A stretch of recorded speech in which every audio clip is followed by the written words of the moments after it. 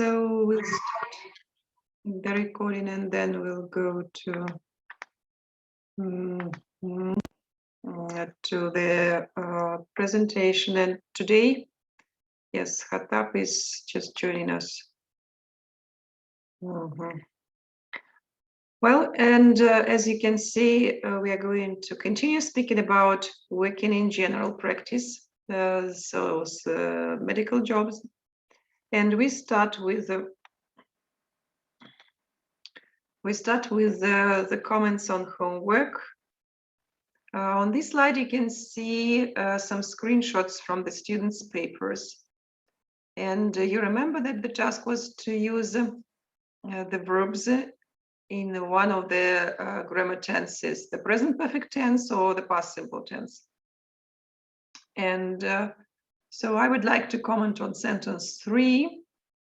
Here you can see the sentence says, I studied German at school, but I have forgot most of it now. So the student is right to use the present perfect tense because the action shows that, so it just shows the action that which is related to present. I mean that that it means that I don't know, I don't remember anything from the German language now. This is the effect of forgetting, right? That is why it should be the present perfect tense, but the student just doesn't remember that the present perfect tense is helped with is made with the help of have or has plus the third form of the main verb, like here, forget, forgot, forgotten. So we need to use I have forgotten most of it now. In sentence number 6, the student writes, I'm ready to go. Did you finish your coffee? So the student suggests to use the past simple. Well, we were speaking about this, that when the time is not defined, we do not use past simple. If, for example, there were the time phrase like, did you finish your coffee half an hour ago?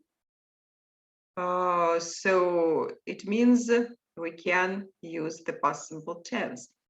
But the focus in this situation is not on the time when you did this. The focus is on the result. It means you have finished your coffee and you are ready to go.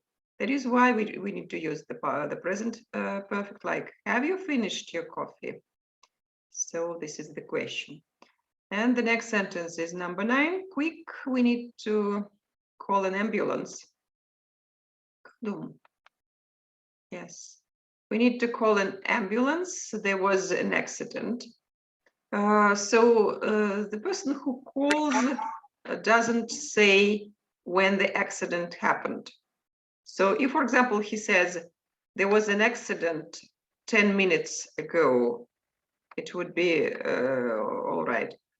But he doesn't say, he's just emphasizes the fact that it has been. That is why it's better to use the present perfect, like in the sentence, there has been an accident. And if we move on, so here on this page, there are sentences with the verbs in the past simple tense. Sentence number 4, the student writes, the police have arrested 3 people, but later they let them go.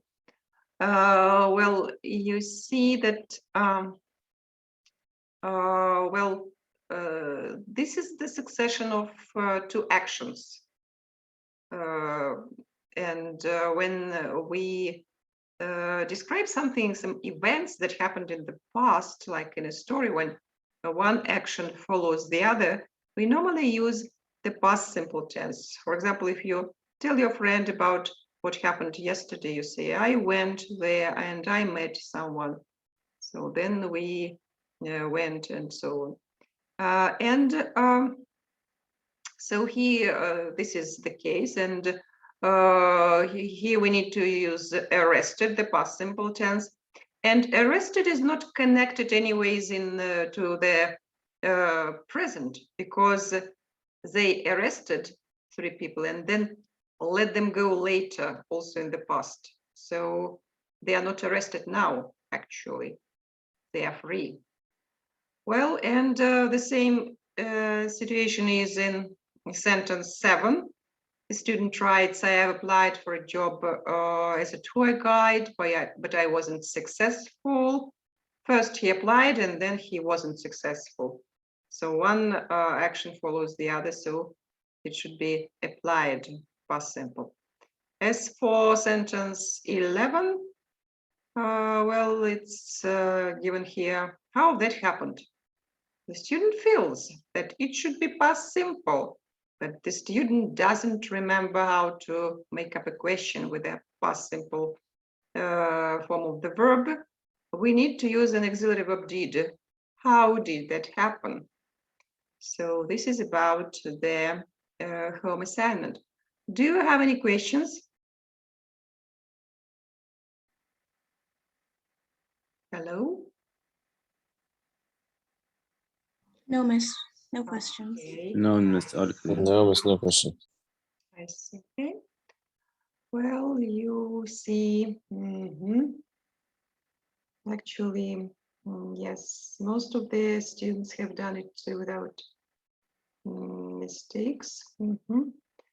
Well, and now we continue speaking about working in general practice. If we have a look at this slide. So, and we've done with all the presentations, right? Everyone has done, yeah. Okay, now listening task. We are going to listen to the conversation between a patient, Mr. Bloomfield, a 28-year-old civil servant, and a doctor, a locum GP, Dr. Dixon. So this picture represents the conversation. And we need to understand, so there are some definitions. There are definitions of some phrases here on the slide, like civil servant is an employee of the government, like a teacher or a doctor or someone working in a city administration is also a civil servant. And as for locum GP, you know that GP stands for general practitioner. So the definition says a GP who stands in for another doctor who is temporarily away on holiday or off sick. Why is it important here in this situation to emphasize that Dr. Dixon is a locum GP? He is not the person who works here on a regular basis, because those doctors who work in the hospitals, they know their patients or members of their family quite well. But this is in the doctor who comes to this clinic maybe for the first time, and that is why he asks a lot of questions, because he meets the patient for the first time. And well, here there is a form that the doctor completes, and we should also complete this form well while we listen to the conversation. Before we start listening, let us look at the form, and you can see that it's divided into how many? 4 parts. The first part of the title here is PC, then HPC, PMH, and family history. Well, we should focus on the abbreviations. So you remember that doctors use a lot of abbreviations just to be short.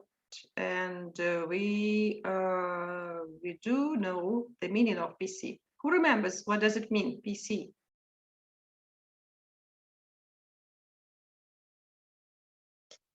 Physical characteristics. Okay. Some say personal computer. Well, actually, this is connected with the causes why the patients come to surgery, to clinics. And you remember, if you remember, that was the name of the unit 1 that we discussed during our first classes. The title was PC. What was it? The name of the unit was PC. No one remembers? I see. So this is, the Americans call it chief complaint in the United Kingdom. This is what kind of presenting? Presenting complaint. Okay, presenting complaint. This is why the patient comes to the hospital. And well, then the next part is called HPC, which suggests this is the history of presenting complaint. So the development of the disease. Then PMH, this is post-medical history. And well, yes, there's one more abbreviation in the first part, in the first line, which is CO. Who remembers the meaning of CO? We once spoken about this. I think Ms. CO is mean complaints of. Complaints of, yes, right. Well done. Thank you. Okay, and now a couple of more words just to help us understand. If we have a look at line 9 in history of presenting complaint, can see contributory causes, no precipitants. So contributory means helping to cause, and precipitants are factors which cause something. Okay. Well, and now, yes, it's time to listen. So please make some notes while listening, and then we'll discuss it. Listening to. Can you hear? Yes, Miss. Yeah, Yes. Dr. we can. Okay, now. Good morning, Mr. Bloomfield. My name's Dr. Dixon. I'm a locum GP standing in for Dr. Wright. What can we do for you? I've been having some problems with my breathing. Can you tell me a little bit more about this? Well, I keep getting breathlessness and wheezing in my chest. It all started about 3 weeks ago, and I've been coughing a lot with it. Some white phlegm. I thought it might be a cold coming on, but then after about another week, I started finding it more and more difficult to catch my breath. Right. So you've had the wheezing and the breathlessness for roughly 3 weeks. Yes, give or take a day. And do you get these bouts of wheezing and shortness of breath every day? No, they come and go. How frequently do you get them? The first week there was only one, I think, and then they started getting worse, 3-4 times a week. It's not being able to get my breath that's really worrying. And so the attacks, have they increased in the past 2 weeks? Yes, they're much more frequent. Okay. When do the attacks come on? At any time, but they seem to be worse at night and in the morning. Have you noticed any change in the severity of the attacks, especially in the morning? Yeah, Do they wake you up at night? about 3 times a week. I see. You been off work at all? No, but I nearly didn't go in yesterday. Was that the worst so far? Yeah. And have you had anything else with it? I've felt a bit tight across the chest. Any pain with it? No, just tightness. Are you aware of anything that triggers the attacks? Like what? Dust, feathers, new carpets? No, I can't really say I am. Okay. Have you had any infections recently, like flu or sore throat or chest infection? No, not for a long time, except this. And what about medications? Are you taking anything? No, No aspirin? no, Are you doing any exercise? Jogging, for instance? no. What about pets? Do you have pets at home? No.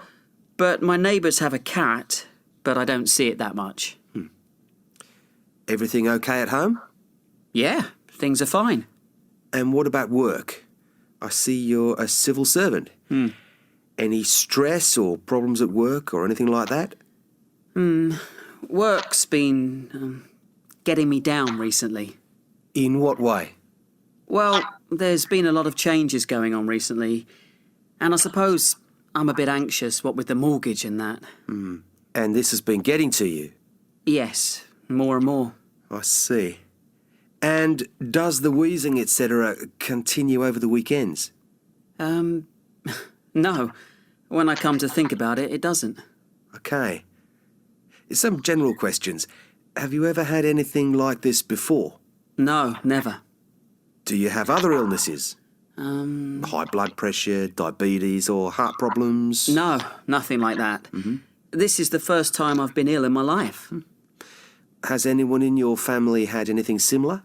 No, not as far as I know. What about eczema? Anyone in your family with that? Both my sister and my mother have it. Well, this is the conversation, and have we completed the gaps?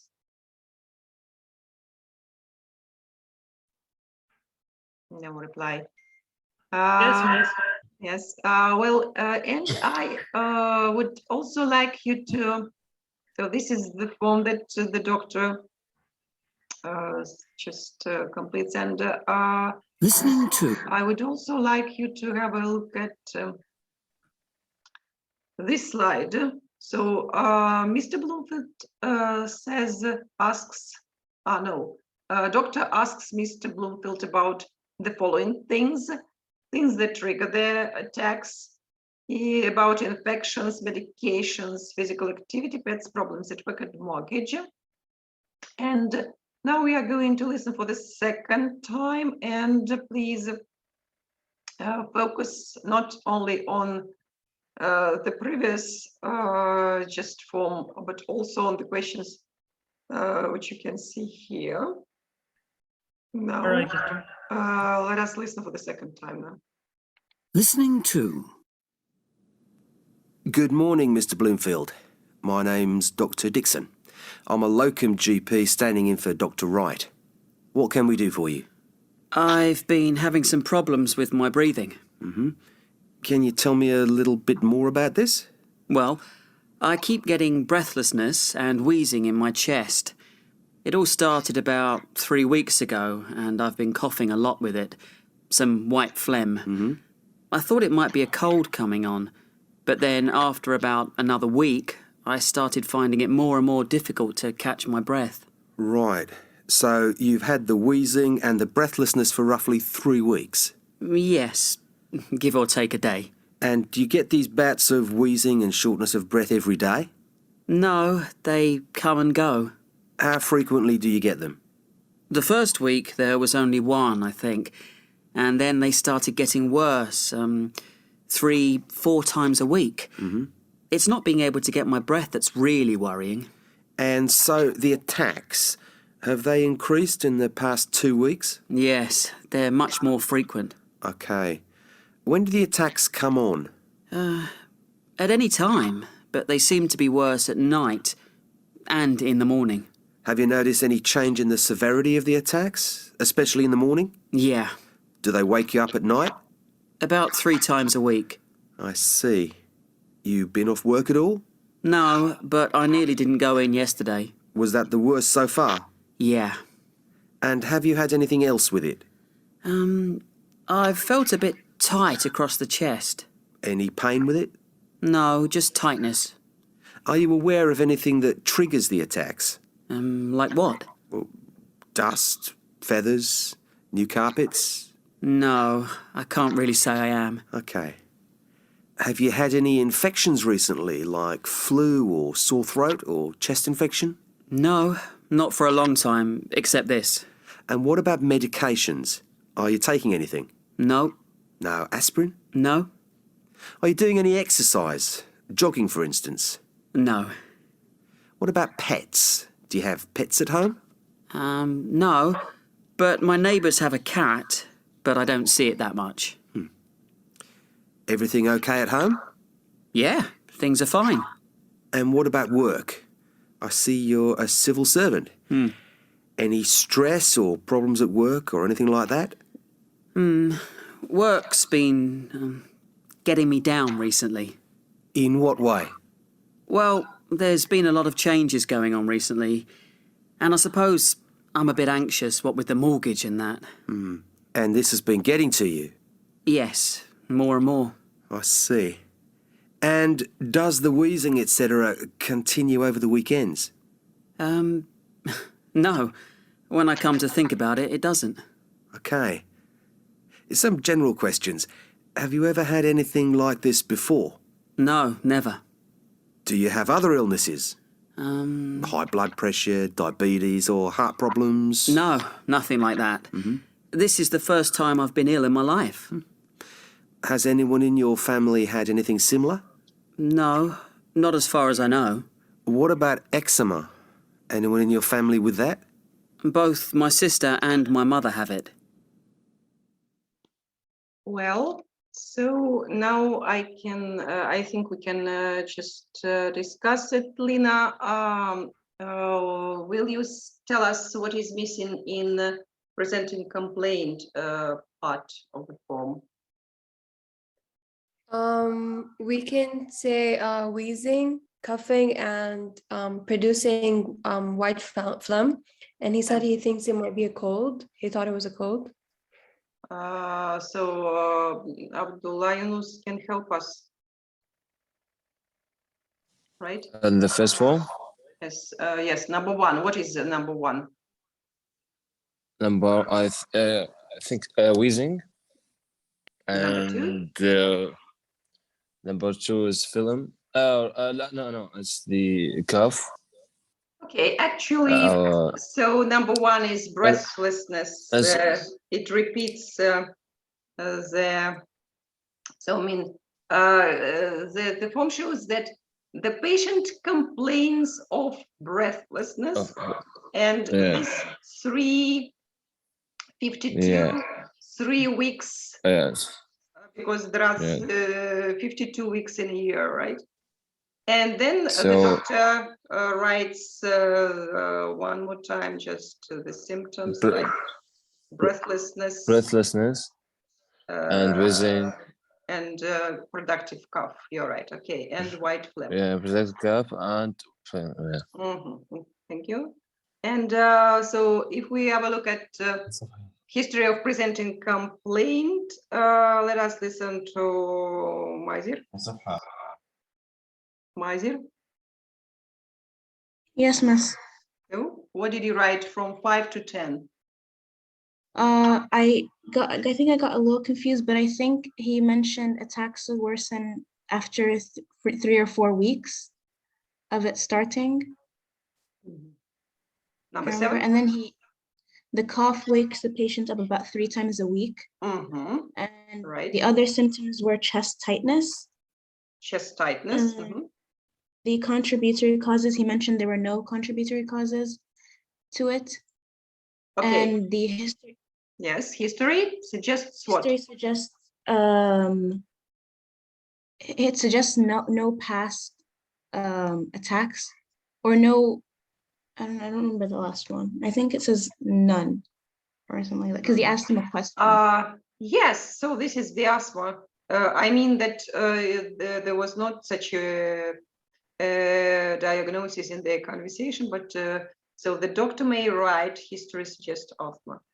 Yes, and as for the frequency of attacks in number 5 and in number 6. So when the attacks are worse, when are they worse? So number 5. Who can help Miss, us? can I answer for number 5? Yes, please. About the attack horse, he mentioned something about it is came at night and in the morning. Exactly. Yes, at night and in the morning. Okay, and then there is a post and here number 9 contributor, because no. So it's like looks like no known No known precedents. precedents. Yeah, and if we focus on the post-medical history and family history, let us listen to Abdullah. Yeah, about no history of the I think it's previous. He's mentioned like previous attacks. Yes, previous attacks Yeah. and And the family history, he mentioned about his mother or sisters suffer from the eczema, eczema. something like that. Eczema, right? Eczema. Okay. Well, yes. So this is the way the doctor completes the form, and he also asks some more questions. And what does the patient say about things that can trigger the attacks? Yasmin. Maybe the work, because he said that every time he goes to work, it like gets him down, and maybe Yes. that's also the reason. Okay. What about infections? Infections, no, I don't think so. He said he didn't have any previous infections. So he says that he hasn't. Yes. And medications, about taking medications. No, he did not take medications, nor did any physical activities, or he didn't have any pets. His neighbor. His neighbor. Yes, he says about the cat his neighbors have. What about problems at work? Yeah, he said that he has problems at work. It got him down every time he goes there because of the changes. Yes, because of the changes at work. Yes, and he's worried about this. And what about mortgage? Do we understand what mortgage is? What the meaning of this word, mortgage? Actually, Not really. yes, Saiham. Saiham, do you know this? No, Miss, not really. I don't know what this means. I see. Okay. So mortgage is when people just would like to buy accommodation, house or apartment. They don't have enough money, and they can just ask for a loan in a bank, and they sign the agreement that they will pay the money back. They will pay the loan back plus the bank interest. So, and during this time, the house belongs not to the people who live in this house, but to the bank. Well, and yes, and Mr. Bloomfield is worried about this, and that is why he just kind of stressed about this is the cause of his condition. Okay, Denise is joining us, and well, so the question.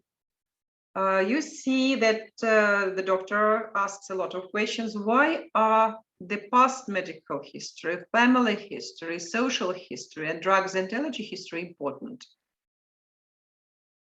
Why?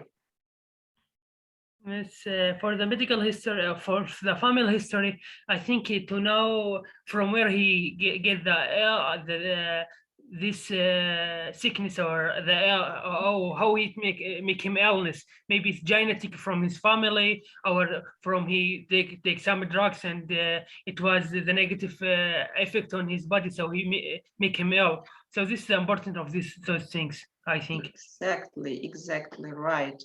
Yes, Madhir would like to say something. It's because like to understand like a disease, because it is so complex, you need to like understand a lot of things about the patient. So certain diseases can have actually similar symptoms. So you have to be able to differentiate it by like listening to past history and like examining other factors to make sure that it's that specific disease. What about social history? And what does it mean, It can- social history? Does it mean like, I'm not sure, but does it mean like the people he's around or like his Exactly. work kind of? Yes. Because yes, that can yes, affect. Okay, how can the people so who works together can affect each other? So in which way? Kadum. Yes, Kadum. I want to add maybe about genetic and it's important for the patient to know about your genetic. About, sorry, what? Will you repeat, please? I answer about this question. Yes. I think it's about the genetics and Genetics. I timber. see. Yes. Yes. So, and I'm asking about so part of this question about the social history. Why is it important to know anything about people who live together with the patient, or so the conditions that? Yes, I have. Miss, about the social history, I think it is about who is communicating with who and whom, and he meet who which persons, and because maybe he get infection from them or something like that, like in the case of Yes. coronavirus and these diseases. Exactly, like this is very just important now in the current situation. And social conditions like, for example, whether someone in the family smokes, so it can also just has some effect on the patient and can explain some conditions. Well, now let us start speaking about, let us focus on the vocabulary.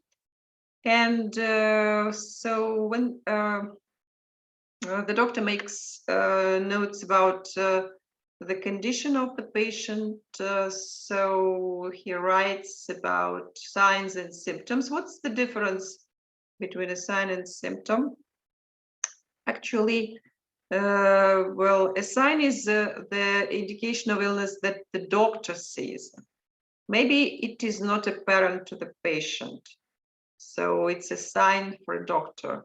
And a symptom is what the patient notices himself or herself.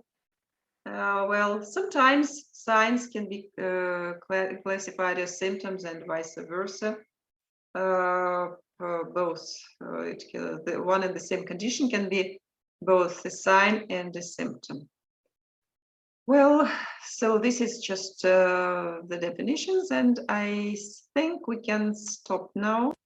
We can